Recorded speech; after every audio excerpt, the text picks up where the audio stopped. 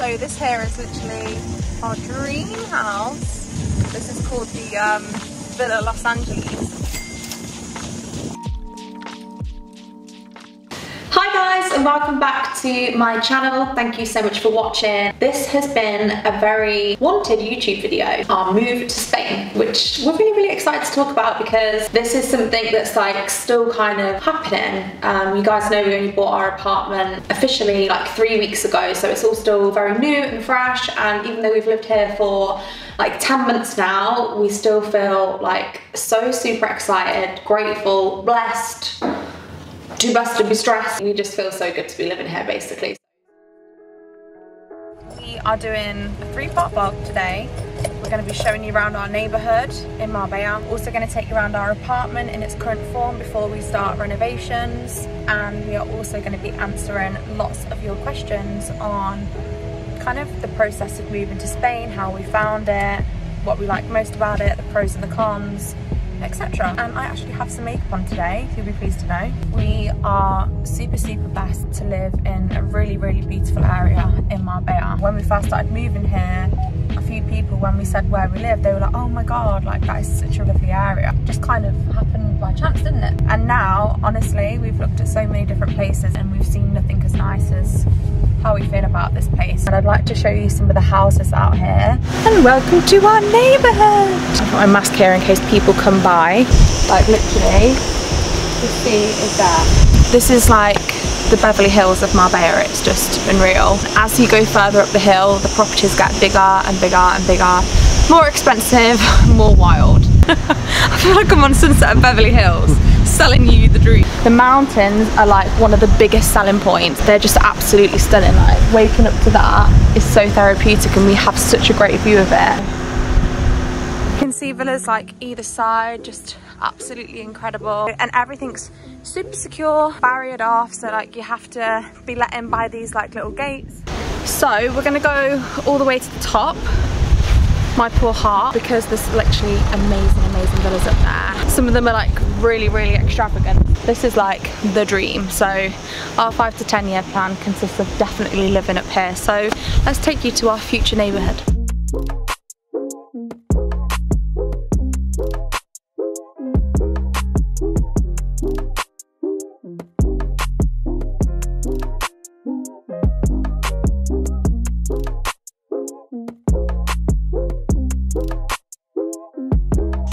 Size of these gates, just goals.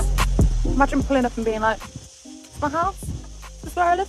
So this here is literally our dream house. Well, not quite, but this is called the Villa Los Angeles.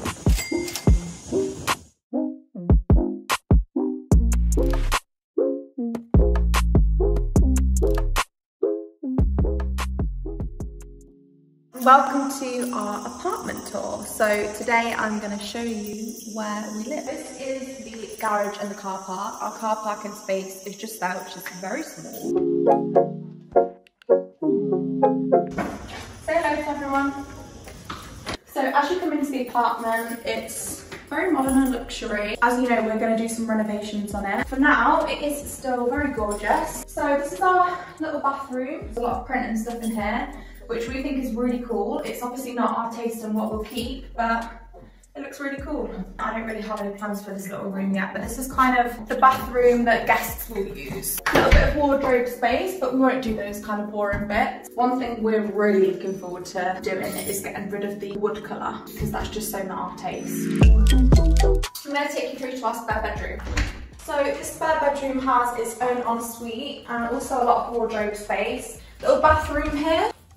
Definitely some work to be done on this bathroom. At the minute it's like a bath shower, but I prefer to have like a walk-in shower, so I think that's what we'll probably do with it.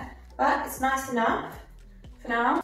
Good lighting in here. I think I'll definitely get a mirror with big lights for our guests for when they come, so it's really nice for our friends to get ready in there. This is actually one of my favourite rooms in the house because it's already quite nice. I think this has got like a really zen feel about it. It's very beachy and light and cozy. When I have my weekly Reiki sessions, I always come to this room because I think it's got a really nice calm feel about it. One thing I really do like about the apartment, which is going to probably save us a lot of costs and time, is, what's this called? Drop down ceilings. I love that. That's what I wanted to do in our old house back in Leicester. So I think this is really nice. This originally was where Jack, when we first moved here, had his little office, but as it got towards the summer, this got very, very hot in here. So this has become a dumping ground for now. And then if you come out here, this has got the most ridiculous views. This is a really nice, this is like our little bit of front yard, and you can see the views are just absolutely ridiculous. The Sierra Blanca Mountains. What's really nice about our apartment is it's extremely secure, so you can see there's literally like big brother cameras everywhere. There's one there, there's one back there, one here, everywhere you go. So if you're picking out a wedgie or picking your nose, you're basically screwed. So we are going to do something really nice with this little bit of area. I think we're probably going to get some decking down and have a bit of an al fresco little bit where we can get out in the morning and have coffee, or at least our guests can. So when our friends come, they can just come out here and have their coffee outside with a little table.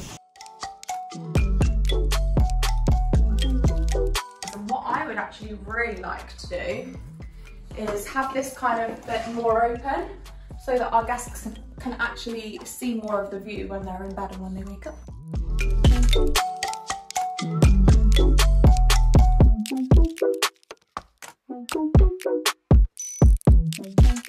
Okay, so this is our little kitchen area, which is really nice and super modern, fitted with really nice Miele stuff, so all the ovens and everything are really high quality. There's our fridge, just some veg, some chicken.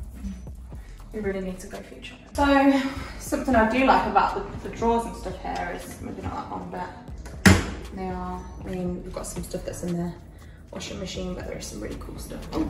This is the utility, which is obviously a big mess. It's just where everything gets stored. But this is actually something I want to turn more into a really organised laundry room and also a bit of a pantry. So I'm gonna work with our interior designer to put up more shelves so we can have more storage, so that we can have more organisation of food, etc. in here, along with all of our washing stuff. So not much to be seen in here. Here we have our kind of living and lounge space. What we want to do with this space, well, what I'd like to do is kind of move and extend the kitchen out. So that comes more into this space and we can make it bigger and have a big island unit, etc. And then kind of move the dining space more into here. I don't know how this exactly will work. And then out here, I would like to make this into a real super cool, super sick lounge. And we'll kind of make everything a little bit bigger, a bit longer. And then this room right now, which is like a very outdoorsy room, I would like to make this really part of like the apartment more. You can see here where it changes into like garden floor. But what I want to do is when we change all the flooring and everything, we bring the same flooring into here. So this feels more like an extension part of the house. At the minute, it's very like bits and bobs in here. You can see all like my painting stuff. And we have this huge day bed in here at the minute, which all of this furniture isn't ours, it's our owners, and it's we're not keeping any of it. But when we've had guests come, some of them have had to stay on this day bed at times, because obviously we only have a 2-bed apartment. Cute little bar where Jack is currently working. This is where he does all of his business here every day. He's up here at like 7 AM right through to the night doing his work, and I kind of do my work in there. So this is literally my favourite part of living here, is this view. Super, super nice. Palm trees, you've got the pool that's just there.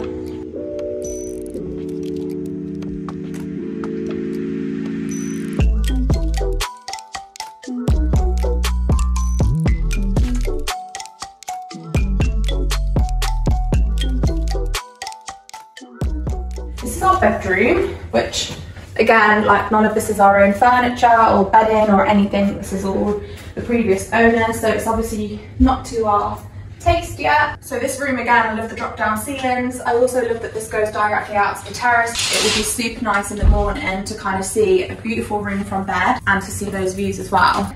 You've got the TV in the middle, and behind here is all wardrobe space. Again, wardrobe space here. I've got a little plans for this room of like how I want it designed, kind of, so I'll add some pictures so you can see that.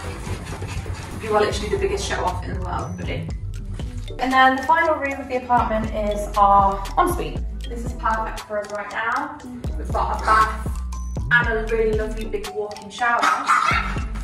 But again, not to our taste. We will rip this whole thing out and make it exactly how we want it. For the bathroom, I want to have something that's really like a hotel bathroom. This is like my space for doing all of my Lumi stuff, my skincare stuff, my makeup stuff, so I want this to be super like Instagrammable and really good lighting. I will definitely invest in having lights around the mirrors and stuff that's going to help with my videos and my vlogs and stuff. You can see I've currently got this, which does all my videoing for me. Just stick my phone in there. But yeah, that's pretty much it for this room, so we'll go back. It's very, very different to having our house back in Leicester, which obviously was a 5-bed Davison's home. What's going on? What's going on? What's going on in there? Bud? Why does he look so sheepish? There's something going on there. Okay. So anyway, yeah, it's very, very different to having our house in Leicester, but what we actually have really appreciated is one, not having stairs, just having everything on the same floor. We really enjoyed that. But also, like with our 5-bed house, it was going to take years and years for us to actually complete that. Whereas because this is just a 2-bed apartment, the interior designing is obviously going to be much cheaper than doing a whole 5-bed house. And we're probably going to make it even better, more luxury, and be able to spend more because it is a lot less bedrooms. So we absolutely love living in an apartment. It makes us feel really safe. Like, we have people that live above us and below us, but we never hear them. Sometimes you can hear a chair move or something, or furniture move. It's kind of like you're living on your own, but you have the privileges of living in an apartment, which is like the sauna, the 2 pools, the security. I hope you can kind of see the vision that we want for it. It's not going to happen overnight. It's definitely going to be expensive. So it's not just going to be something we do straight away, because we have actually already spent a lot of money just getting this apartment. So yeah. That's it, guys. That's the apartment tour over. So I hope you've enjoyed it, and I hope you can see and I hope you like the inspiration that I have for this place in the next, hopefully, 6 to 12 months. And yeah. So we're now going to take you around the complex. We've got 2 swimming pools and a sauna and just beautiful garden around here. So I thought I'd just take you around. This is like my favourite spot ever. Get a good look at that. This is our land. We own this. This is our garden. Well, the teeniest, tiniest garden in the world. How gorgeous all the plants and everything. I mean, if we owned one of these plants in our old house, they would literally all be dead. So this is the first pool. This is our apartment just here. At the minute, it's actually genuinely just too hot. The pool is super, super warm, so it doesn't like cool you down, which is what you want to use the pool for.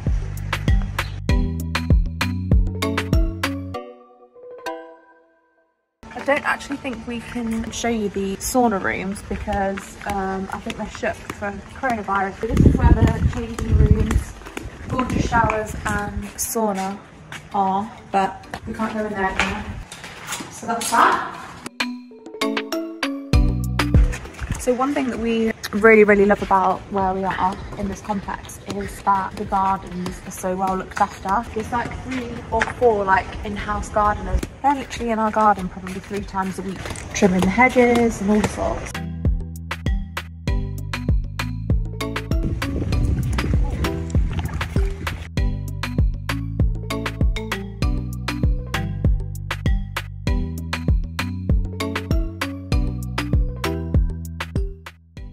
That's it, really. We're very, very lucky to live here. To think this is where we live forever, it's crazy. Well, not forever, because we're aiming to live at the top of that hill. I hope you've enjoyed our apartment tour and a bit of a complex tour and seen around our neighbourhood. Just giving you a taste of how our life is in Spain. So, thanks for watching. I wanted to answer a few of your questions. I did do a little questionnaire on Instagram to kind of ask you what you want to know about moving to Spain. I've had quite a lot of messages about people who would really love to do this like soon, who would love to do it in the future, and a lot of people that are just curious to know like what the process is. The first question is, why did we? And this is quite a simple question. Jack, I don't know whether you want to like pop in as well. It's a joint decision that we made. So what was the question?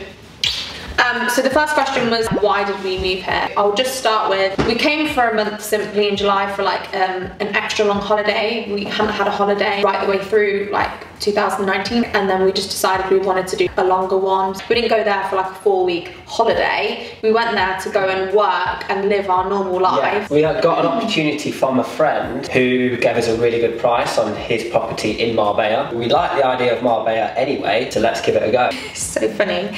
We thought that 4 weeks was a super long time. We were like ready to throw a goodbye party and everything. We were borrowing suitcases from all of our friends and family, weren't we? We're like, we need suitcases, we're moving away. God bless you all. See you soon. We're going away for a long time. Goodbye. We're even planning for people to come. We're like, you're gonna have to come. And you can come. And then you separately. come. We went for 4 weeks. We came back and we were like, what the hell are we doing? We missed it so much. In those like next couple of months, we were like, should we get back out there and do something a little bit longer? It's not really a great amount to do where we live, because where we live in Leicester, we live in the countryside. We're not in like the hustle and bustle of a city. We were just like bored, and we were bored in the house. We're in the house bored. And when we actually looked into how it would work for us financially, we would have to rent our house out in the UK if we wanted to rent here.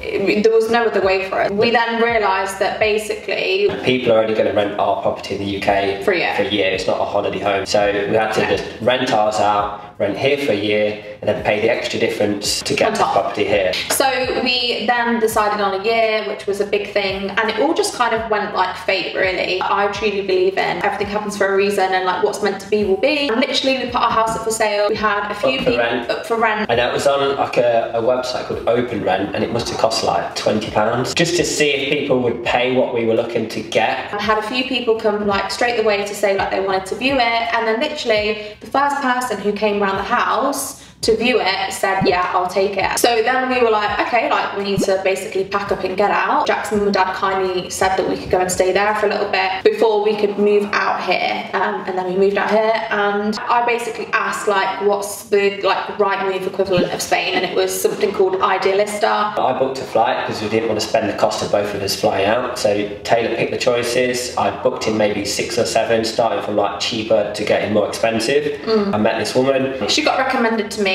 from a friend who lived here. We went around to see all 6 or 7, and there were a few were nice, but then as soon as I seen this, I was like, Tay is just going to want this. The others are just nothing compared to this. This lady, I mean, she was helpful, and I would have paid her an amount of money for the service of taking us around, but she'd convinced me that over here in Spain, if you're renting the property, the person renting the property has to pay 1 month fee up front. It turned out that both of us paid. We got conned, but we actually only figured this out about 3 weeks ago, when we were actually having a meeting with previous owners of this apartment, when we were kind of looking to buy and working out deals. I had suspicions, but I didn't want to be going to the owner and be like, hey, are we supposed to be paying? Basically, don't ever come out and pay a fee to a state agent if you're renting. And that's how we found the apartment. Very, very simple. Go on Idealista and kind of filter the things that you want. We wanted to make sure that we at least had like 2 bedrooms. We had a certain budget in mind that just kept going up. In terms of jobs out here, a lot of people ask like, did we find jobs out here before we came here permanently? Yeah. We've had our own businesses since we've known each other. Yeah, so because we can work from our computers, like I've got a setup. We both have online businesses basically. I think there's just generally a lot of opportunity here in Marbella, depending on what you do. I feel like if you're like in the beauty industry, like hairdresser, that kind of vibe, is probably quite, I'm not going to say it's easy because I don't know, but yeah, we're all sorted for jobs because we